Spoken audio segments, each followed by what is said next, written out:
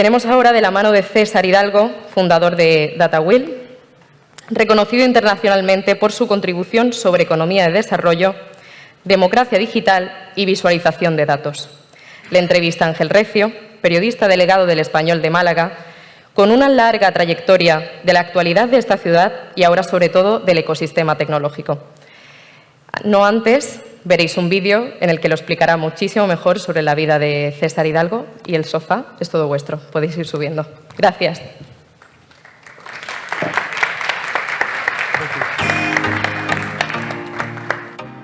César Hidalgo, doctor en física, es reconocido por sus contribuciones a la complejidad económica, la visualización de datos y la inteligencia artificial aplicada. Dirige el Centro de Aprendizaje Colectivo en el Instituto de Inteligencia Artificial y Natural ANITI de la Universidad de Toulouse y el Instituto Corvinus de Estudios Avanzados de la Universidad Corvinus de Budapest, que trabaja con una nueva generación de inteligencia artificial denominada IA híbrida y su aplicación a la investigación, la educación, la innovación y el desarrollo económico.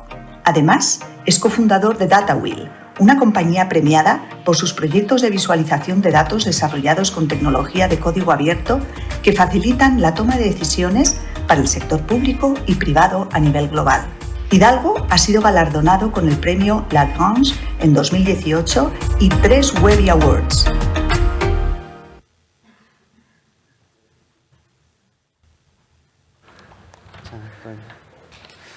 Hola, ¿qué tal?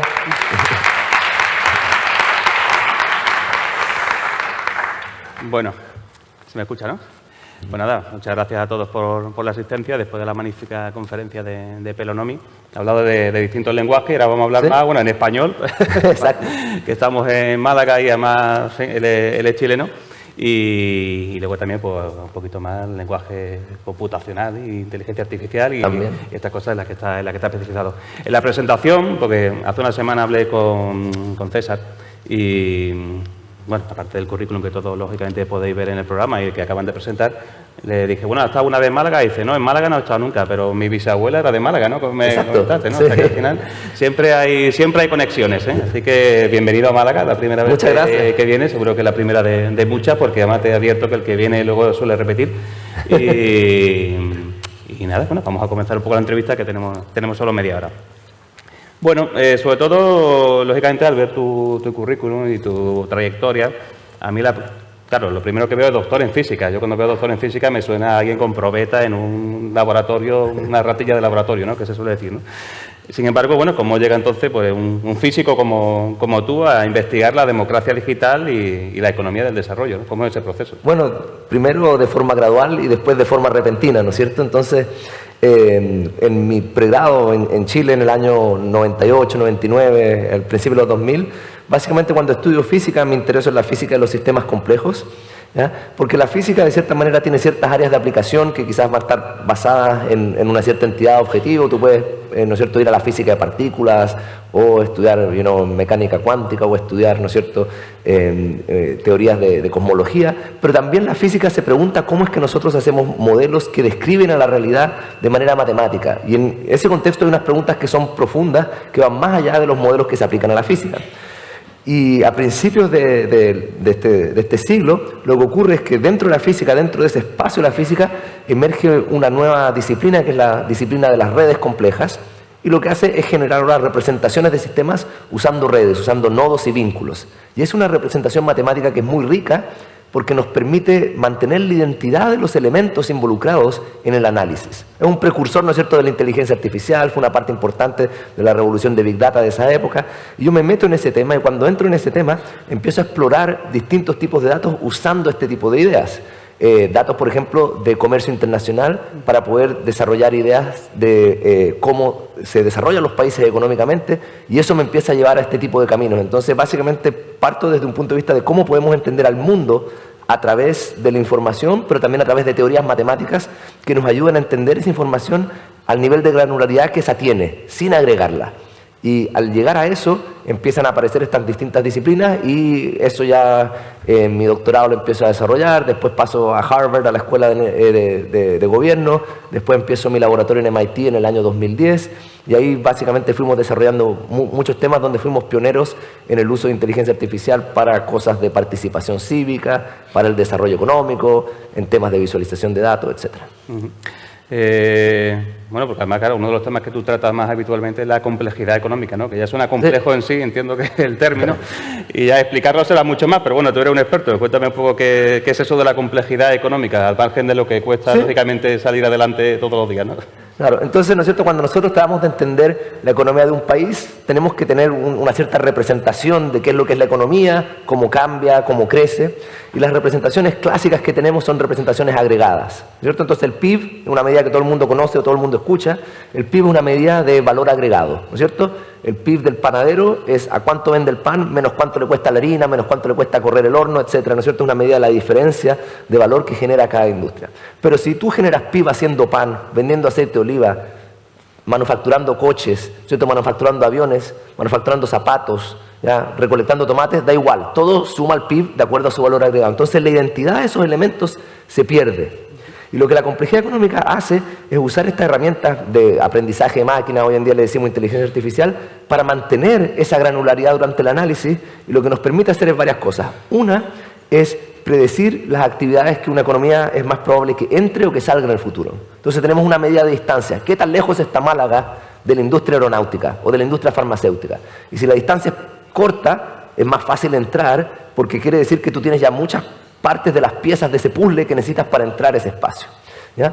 Pero también hay otras medidas que podemos hacer a partir de esta información que nos permiten predecir el crecimiento económico a largo plazo. Eso es algo que ha sido validado ya, lo publicamos por primera vez en el 2009 y ha sido reproducido muchas veces, y también explicar variaciones en desigualdad, variaciones en las emisiones.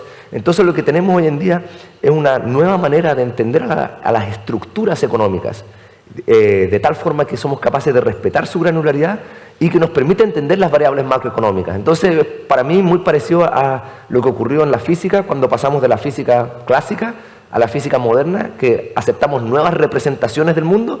Acá en la economía también estamos pasando una representación que es una representación más clásica, ¿no es cierto?, capital, trabajo, capital humano, tierra, a una representación que es más cuántica, donde la granularidad de las partes es mucho más pequeña, pero que nos permite después entender estas otras variables agregadas de una forma más fundamental. Sí, no, muy interesante lo que dice, claro, pues sí permite conocer pormenorizadamente la economía, claro, no solo a los grandes números, ¿no? No sé quiénes la aplican hoy en día.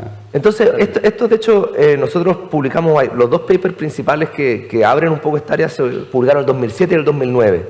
Y de ahí esto empieza a crecer, se empieza a adoptar, y hoy en día es parte de la estrategia de desarrollo de varios países. Entonces, a finales de junio, principios de julio, voy a ir a Malasia.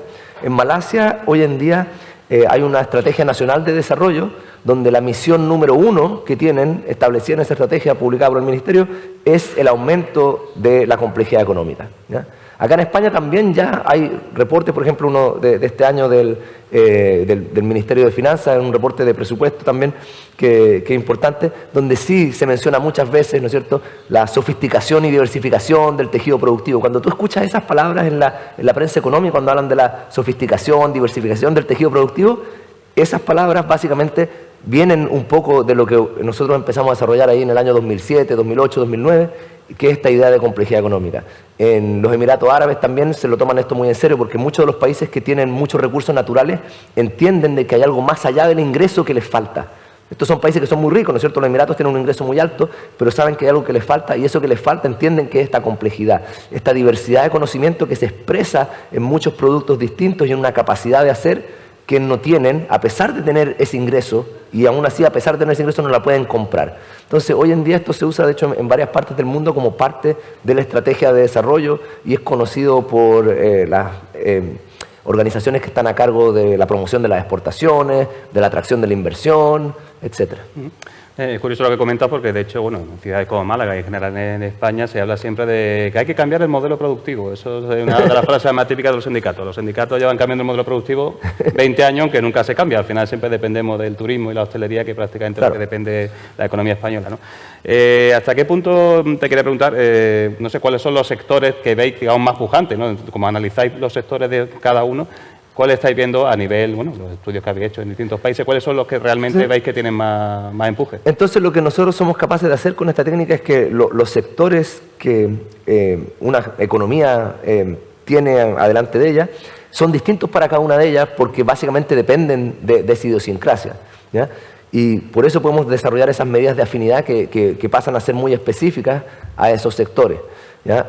Por ejemplo, si nosotros vemos la afinidad que existe en Navarra, va a ser una afinidad muy distinta a las industrias que quizás tiene afinidad acá Málaga o Granada, ¿ya? Entonces, no hay una solución universal. De hecho, un poco lo que nosotros hacemos es rechazar esa idea. ¿Por qué? Porque lo que nosotros encontramos o donde entramos en este espacio es en un mundo donde básicamente estaba lleno de consultoras que iban a todas partes del mundo y a todas partes del mundo le decían: ustedes van a ser el siguiente Silicon Valley, ustedes van a ser el siguiente hub de energía verde y renovable. Y no todos pueden ser buenos para lo mismo en todas partes, porque la economía no funciona así, ¿no es cierto? Hay competencia y hay especialización, y el conocimiento se concentra, ¿no es cierto? A las personas les gusta trabajar con otras personas que son complementarias, y esas concentraciones del conocimiento hacen de que hayan áreas de especialización en distintas partes que implican oportunidades específicas. Entonces, en ese contexto, lo que hacemos es poder llegar a estas oportunidades más específicas. Ahora, lo que es difícil es poder medirlas de manera simultánea en distintas expresiones de la economía. Por ejemplo, la data de comercio es fácilmente accesible, ¿ya? Y es homologable a nivel internacional, porque obviamente el comercio tiene que ser homologable de forma internacional. La data de industrias es menos, es más local. Hay data de patentes, hay data de investigación, hay data de software de código abierto, y esas son todas expresiones que nos ayudan a entender distintos aspectos. Por ejemplo, quizás Málaga tiene expresiones en la data de software que no vamos a observar en la data de exportaciones y que nos pueden hablar sobre ciertas oportunidades que existen acá de desarrollo que no veríamos en este otro campo.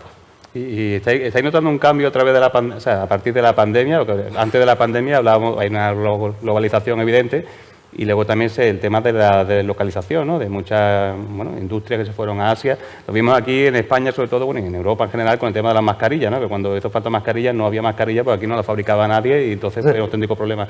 No sé si estáis viendo, un poco de cambio, de que realmente en esas tendencias que comentabas también futuras que analizáis por sectores, si está viendo algo de cambio o no, al final todo se sigue yendo. No, sí, hay algo de eso, pero también eso tiene una componente geopolítica importante, ¿no es cierto? Entonces, por un lado, para darte un dato curioso de las mascarillas, nosotros manejamos un sitio que es el principal sitio para visualizar data de comercio del mundo, que es el Observatorio de Complejidad Económica, y ahí tú puedes ver, por ejemplo, que en mayo del 2020 China exportó más mascarillas que teléfonos, ¿ya? Así, miles de millones, ¿no es cierto? Porque tiene una estructura productiva que está muy orientada al sector de vestuario, que podían adaptar rápidamente a la producción de mascarillas. También tuvieron, ¿no es cierto?, la pandemia les pega más temprano, y básicamente es una exportación brutal en términos de volumen de mascarillas hacia el mundo. Pero lo que tenemos hoy en día son como unas fuerzas que yo creo que van en distintas partes. Por un lado, en el contexto de la pandemia, hubieron y existen todavía varios esfuerzos de política de tratar de repatriar ciertas cadenas de valor, ¿no es cierto? Porque dicen, no puedo depender de un proveedor que está lejano,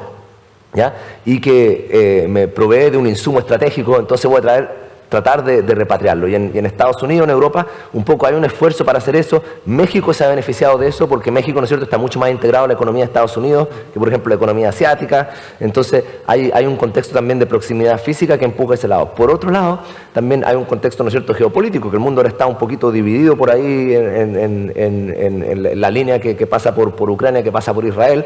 Y en ese contexto también los países no quieren depender estratégicamente de un país en el que no están alineados desde un punto de vista geopolítico. Entonces, en ese caso también hay otra fuerza en esa dirección. Pero por otra parte, esa repatriación no ha sido tan fácil, ¿ya? Porque las capacidades, ¿no es cierto?, locales muchas veces han desaparecido a través de estos procesos de outsourcing que fueron muy fuertes en los años 80, 90, 2000, 2010, donde básicamente las compañías tratan de minimizar costos a través de depender más de proveedores y menos de dependencias locales, en algunos casos con consecuencias catastróficas, como en el caso de Boeing, ya que básicamente era una red de proveedores tan grande que era muy difícil incluso entender cómo era la calidad de cada una de las partes y las piezas. Y estas fuerzas yo diría que se siguen y se han empoderado o han aumentado con la pandemia, con los conflictos internacionales, pero creo que también hay fuerzas que tiran en dimensiones distintas. Sí, pues aquí hablamos mucho de la productividad, ¿no? Y de los salarios, que lógicamente en Europa suelen ser mayores que en Asia, ¿no? Pues eso era una de las razones de hacer las fábricas allí. No sé si ya se está igualando. Depende de dónde en Asia, claro. Sí. Bueno, volviendo un poco a tu historia, en 2013 fundas la empresa DataWheel. Preguntarte un poco cómo ayuda, ¿no?, la actividad de esta empresa a la aplicación de la complejidad económica de lo que estamos hablando. Entonces, una cosa que es muy interesante que aprendí en el MIT, que la gente no aprende por las orejas, la gente aprende muchas veces con las manos, ¿ya? Y es muy interesante porque nosotros vivimos en un mundo que ¿no es cierto?, es muy vocal, ¿ya? Es un mundo donde compartimos ideas, pero la gente también rechaza las ideas. De repente, ¿no es cierto?, está bien ser escéptico y quizás no te creo, quizás me tienes que dar evidencia, pero hay otra manera de convencer a las personas que es darles una herramienta que les ayuda a descubrir lo mismo que tú descubriste, pero por sí mismos. Entonces, yo me doy cuenta un poco de que cuando teníamos este nuevo modelo de desarrollo económico, que dependía en teoría de redes, dependía en autovectores, dependía en objetos matemáticos y construcciones que los economistas no estaban muy acostumbrados, era muy difícil convencerlos solo a través de la palabra y las presentaciones. Y si uno creaba básicamente herramientas que les permitían a ellos explorar los datos usando este paradigma, las redescubrían ellos mismos y se convencían solos. Entonces generamos un observatorio de complejidad económica con un estudiante mío, Alex Simoes, empezó a trabajar en el 2010, en el 2011 lo lanzamos, y esto empieza a aprender y empieza a generar más demanda por este tipo de análisis. Entonces lo que ocurre es que ya no era solo la demanda por el análisis de este tipo, sino que el análisis pasa quizás en una parte tecnológica a un rol secundario, donde se genera una demanda por la herramienta que es capaz de hacer la reportería de forma automática. Entonces, cuando creamos DataWheel, la idea es ponemos tus datos en ruedas para que lleguen lejos, ¿ah? Porque había muchos sitios de datos abiertos, todavía hay, que básicamente no te permiten explorar la información. Y lo que nosotros hacemos son plataformas que son end-to-end, donde nos preocupamos desde la ingestión de los datos hasta tener herramientas de visualización o de análisis que son accesibles a través de una GUI que requiere no saber de programación. Y eso nos ha permitido hacer básicamente esfuerzos de distribución de datos abiertos que, por ejemplo, hoy día maneja la Secretaría de Economía de México, en Brasil también, acá en Europa tenemos una Estonia, en España hicimos uno pequeñito con Cotec, y hemos hecho varios proyectos de ese tipo que ayudan ahora a hacer esta reportería automática y ayudan a que las personas descubran las ideas no con los ojos ni con los oídos, sino que con las manos, interactuando. Bueno, y aparte de forma fiable, que estamos en la época de fake news y tal, que ya nadie se fía de nada, ¿no? O sea, que al final tenemos un observatorio con datos reales y oficiales, claro, que al final siempre es una ventaja. Hablas de complejidad económica, otro de los temas que también César trabaja habitualmente, incluso en 2018 diste una charla a TED, es la democracia aumentada, ¿no? La democracia aumentada, cuéntanos, ¿qué es eso? Entonces, imagina que cuando yo estaba trabajando en estos temas empezó a construir varios observatorios de datos económicos, básicamente orientados al poder ejecutivo de los gobiernos, ¿no es cierto? En el poder ejecutivo de los gobiernos hay mucha necesidad de tener información para poder hacer decisiones de presupuesto, para poder hacer decisiones de inversión, etc. Y en ese contexto nos empezamos a preguntar cómo sería tener herramientas de inteligencia artificial y datos en un contexto más legislativo. Entonces, ahí hay como una primera ola de la inteligencia artificial en el año 2016, 2017, nos empezamos a preguntar, bueno, ¿cómo sería usar la inteligencia artificial para generar una forma de intermediación que vaya más allá de la forma de intermediación que tenemos hoy en día, ¿no es cierto? Hoy en día tenemos la democracia es la idea de que la soberanía es del pueblo, pero el pueblo siempre tiene la soberanía arrendada. Cada 4 o 5 años, dependiendo del país, nosotros básicamente votamos por alguien, esa persona pasa a ser soberana y después 4 o 5 años nos devuelven la soberanía por un ratito para que votemos por la siguiente, ¿ya? Pero si esa soberanía quedara en el individuo, ¿ya? ¿Cómo podría ejercerla? Y hay un problema enorme de agregación de información, de comunicación, de deliberación. ¿Podríamos generar agentes personalizados para cada ciudadano que ayudaran a aumentar esa capacidad de comunicación que necesitaríamos, y eso es un poco lo que hemos estado explorando. Entonces, hemos estado explorando de eso a partir de herramientas de participación, de democracia digital, y ahora que las LLM son básicamente modelos que uno puede sacar de la estantería, porque hay muchas, ¿ya? Estamos ahora explorando esta idea de la democracia aumentada, donde podemos generar un senador por persona, por así decirlo, ¿ya? Que puede ayudar a aumentar esa capacidad de representación y que le otorga y le ayuda a la soberanía a permanecer en ese ciudadano, porque ese ciudadano obviamente tiene 100% control sobre esa máquina personalizada, sobre ese senador suyo. No sé si a los políticos les va a hacer mucha gracia al final. Yo creo que no, perder peso, ¿no? O sea, que al final... ¿Ya quedan 5 minutos solo? Ah, pues... vale. Nos enrollamos a hablar y al final se ha pasado el tiempo. Bueno, sí. De hecho, hablamos que en 2019 hubo también en Chile una revolución política importante, ¿no? Sí. No sé si se podía empezar a aplicar estas ideas, ¿no? Que comentan, ¿no? Entonces, en Chile, no sé si ustedes se acuerdan, pero hubo una revolución enorme en el año 2019. Básicamente un miércoles todo estaba normal. Un jueves los estudiantes empiezan a protestar un poco. El viernes las protestas crecen, ya unas protestas que se habían motivado originalmente por un incremento de unos pocos centavos de euro en el precio del metro. Y el sábado, yo estaba viviendo en Estados Unidos, en ese momento nos despertamos y 70 estaciones de metro habían sido quemadas o dañadas. El metro no se quema, ¿no es cierto? Porque el metro no es de madera, ¿ya? Un caos total. Y Chile se despierta a ese caos, hay toque de queda, y hay un momento así de reconocimiento nacional que nadie sabe hacia dónde van las cosas, el presidente pierde el control del país y todo eso. Y durante esa semana yo tengo una empresa que tiene mucha gente en Chile, entonces nos empezamos a preguntar, ¿podemos hacer algo en este contexto? ¿Qué vamos a hacer? Porque lo que pasa es que había una revolución que había comenzado, pero era una revolución, ¿no es cierto?, sin un liderazgo claro, que es mucho de lo que pasa hoy en día. Las redes sociales te ayudan a llevar a la gente a la calle, te ayudan, pero ¿qué es lo que quieren? ¿Quieren mejores pensiones? ¿Quieren mejorar el sueldo? ¿Quieren cambiar la constitución de la República? ¿Qué es lo que quieren hacer? Y nadie te puede decir porque esa capacidad de agregar esas preferencias es muy difícil. Y nosotros habíamos hecho antes proyectos que ayudaban a agregar preferencias en un contexto de crowdsourcing orientado a cosas urbanas. Entonces hacemos un proyecto donde básicamente tomamos 90 propuestas de política y las ponemos una al lado de la otra y tú vas en tu teléfono y tú dices, ¿qué es lo que crees que es más importante hoy en día? ¿Qué priorizarías? ¿Aumentar el sueldo mínimo o cambiar la Constitución de Chile? ¿O reformar las bibliotecas? ¿O legalizar la marihuana? Todas las propuestas de política. Y eso al final fue muy exitoso. Obtuvimos 7 millones de preferencias de la población. ¿Qué ganó? Ya fue súper viral, claro. Y lo que ocurre es que lo que ganó fue el conocimiento. ¿Por qué?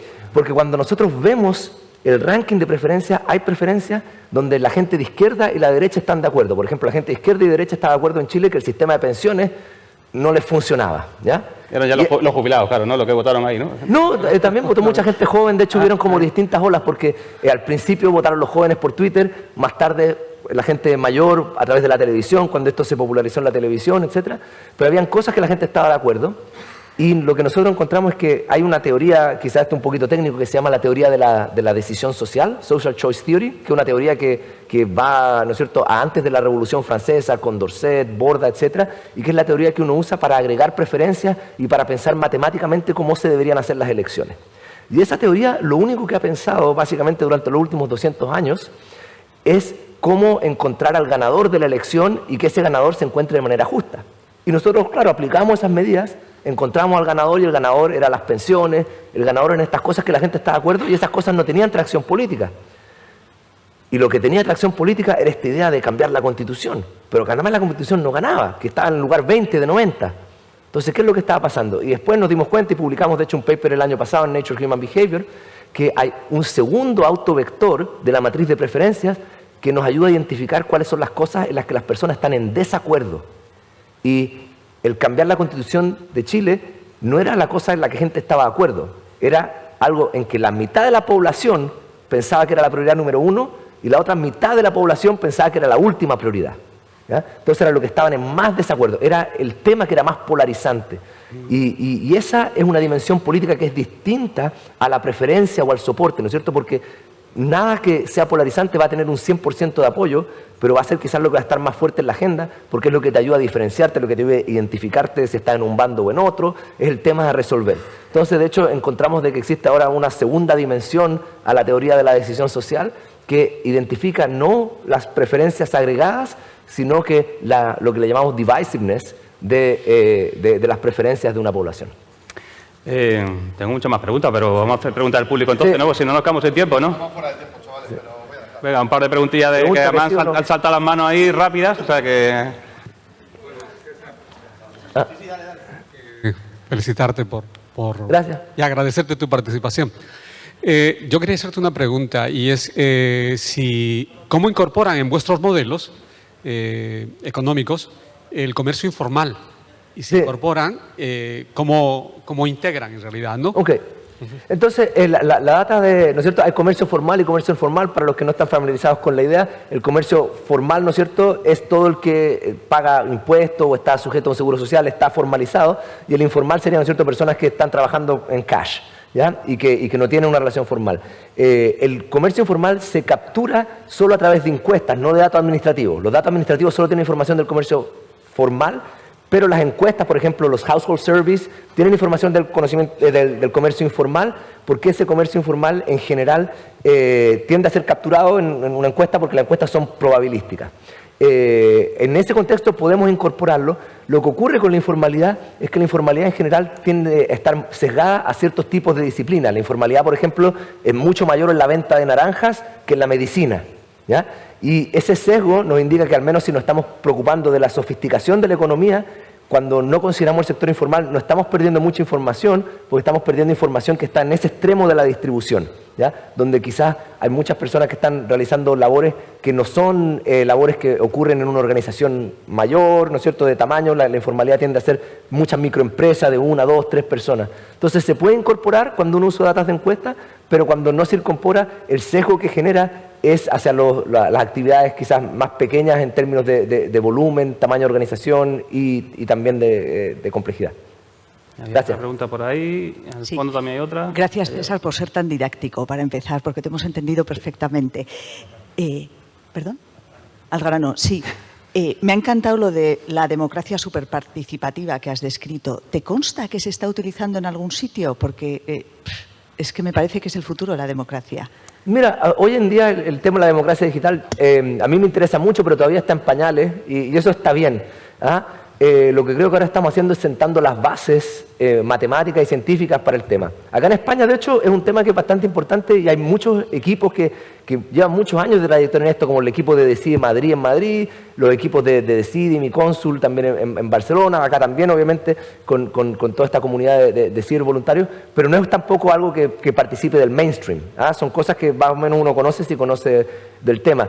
Lo que nosotros estamos tratando de hacer es ver estas bases matemáticas y científicas. Entonces, el último paper que sacamos ahora hace un par de semanas, lo que hacemos, imagínense que acá tenemos 100 personas en esta habitación y yo quiero saber las preferencias agregadas de estas 100 personas, pero quiero saber estas preferencias sobre quizás 200 temas. Ustedes no me van a contestar una encuesta de 200 temas porque esos son muchos temas, ¿ya? Entonces, quizás yo les digo, les voy a hacer 20 preguntas solamente y con esas 20 preguntas trato de inferir las preferencias sobre los 200 temas. Bueno, puedo comparar cómo me va con esas 20 preguntas tratando de inferir las preferencias completas, o si es que yo tomo esas 20 preguntas, la uso para entrenar un modelo de inteligencia artificial para cada uno de ustedes, a ese modelo le pregunto quizás 20 preguntas adicionales y ahora infiero el 100%.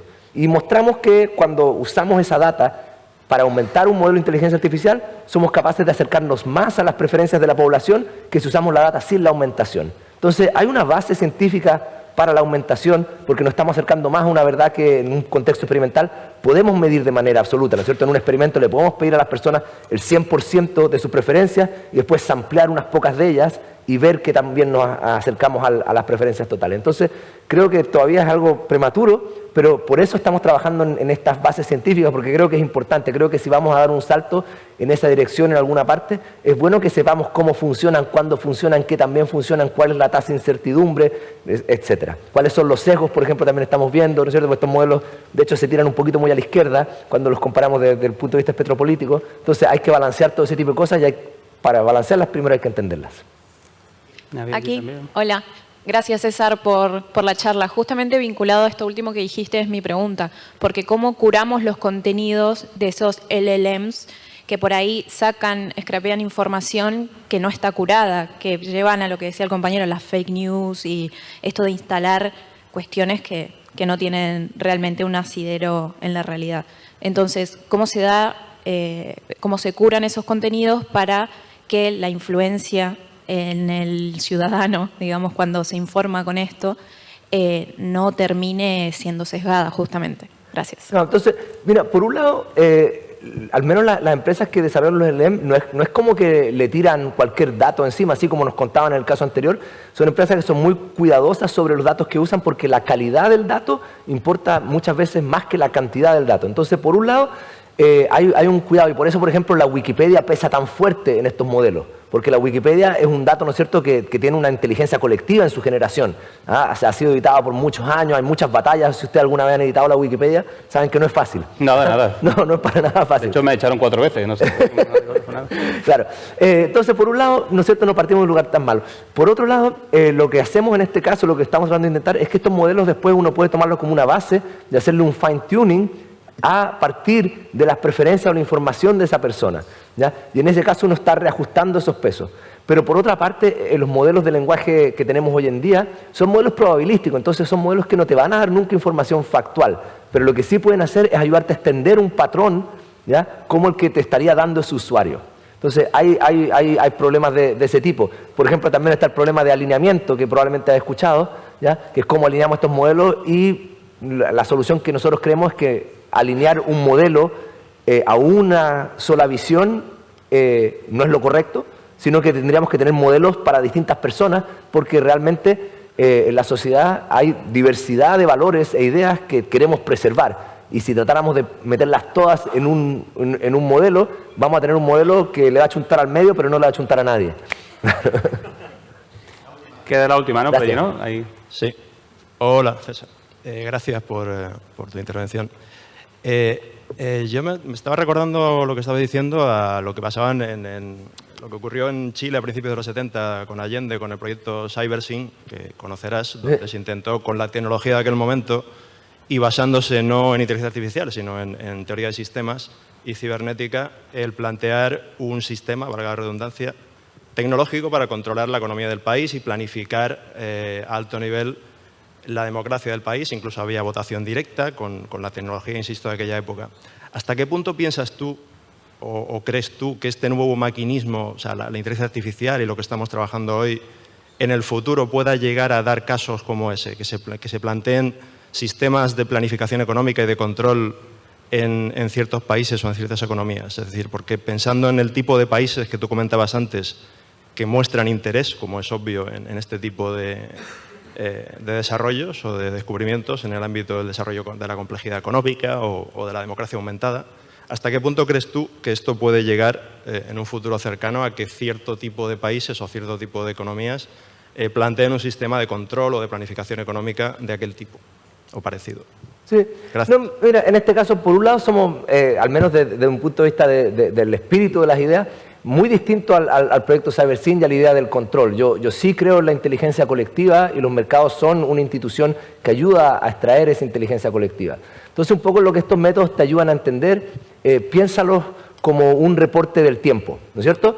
Si tú navegas un bote, tú estás tratando de entender el clima, el viento, la marea, no porque vas a controlar el clima o controlar el viento, controlar la marea, sino que porque tienes la intención de llegar a un cierto destino y tienes que saber un poco cuáles son las fuerzas que van en contra, si es que el viento va a favor, si es que el viento va en contra, y en este contexto de la complejidad económica, ¿no es cierto?, si es que es una actividad que está relacionada o es una actividad que te queda lejana, ¿ya?, la probabilidad de entrar va a ser distinta y tienes que saber eso no porque lo estás controlando, sino porque lo estás considerando. Entonces, por un lado, esto no va hacia el control, sino que va hacia la información y ser capaz de entender un poco cuál es este informe del tiempo en el cual tú estás tratando de navegar. Por otra parte, bueno, las ideas también tienen una vida propia que emerge más allá de las personas que las desarrollan originalmente o que desarrollan las versiones originales. Entonces yo no sé realmente quizás cómo esto se vaya a llegar a tomar en el futuro, y por eso trato de al menos enfocarme en entender y sentar bases científicas y matemáticas que ayuden a dar una fundación sólida para que ese debate pueda ser bien informado y ese debate, ¿no es cierto?, puede estar basado en ideas sólidas y en métodos que nos ayuden a testear estas ideas también. Pero hay que entender que, claro, de repente cuando uno tiene un hijo, ese hijo eventualmente sale al mundo y va a vivir de su propia manera, y hay que tratar de educarlo bien a una forma temprana, porque en algún momento uno va a perder el control. Claro. A veces se pierde el control nada más no hacer casi, o sea, no te creas que... Bueno, está, ¿no? A café y Muchas listo, gracias. ¿no? Venga, pues nada, un cafelito. Muchas gracias, Ángel. Igualmente.